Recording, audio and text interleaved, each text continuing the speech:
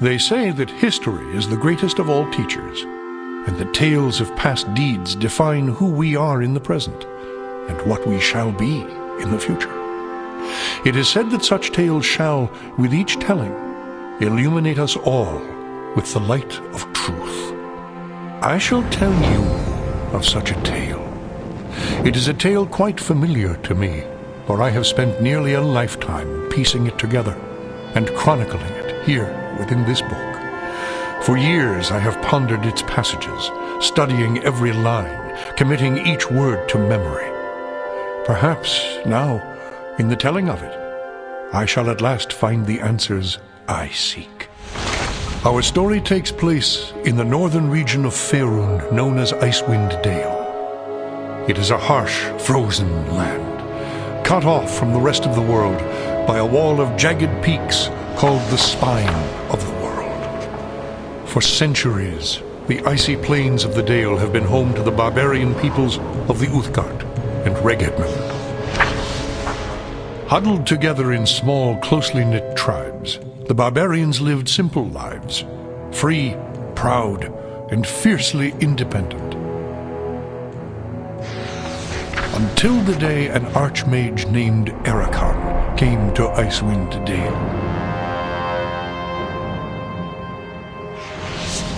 With an army of mercenaries, Erakan sought to conquer the north and force the fierce barbarians into slavery.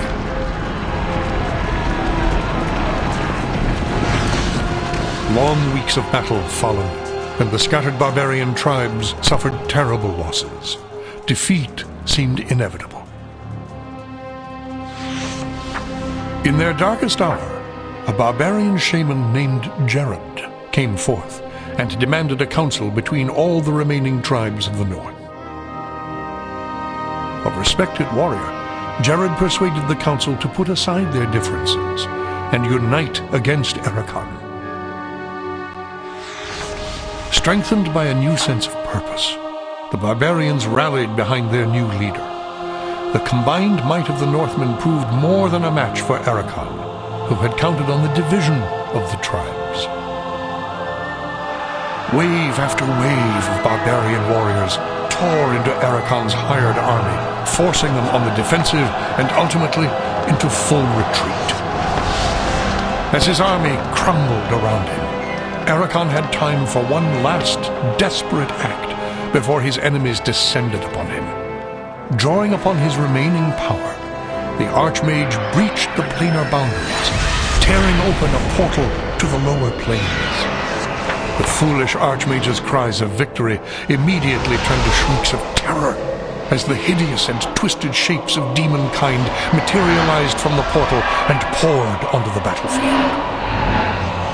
The sudden appearance of the demons drove the combatants, barbarian and mercenary alike, to turn to meet the new threat side by side. The remaining warriors bravely charged the portal to drive the hellspawn back, and were slaughtered by the hundreds.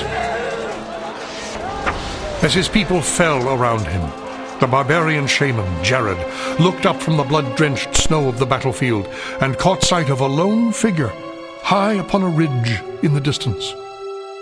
Jared immediately recognized this vision as an omen from his god Tempus, and in that instant he knew what had to be done.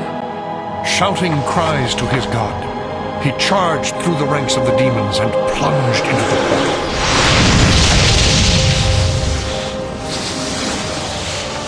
As Jared's blood fused with the energies of the portal, an explosion of white light engulfed the battlefield. When the light subsided, the demons were gone, and the portal was closed. In its place hovered a disk of solid stone. Frozen within the center of the disk was Jared's body, locked in his final moment of agony, in his final moment of triumph, for all eternity. But that is not the end of our tale. It is but the beginning.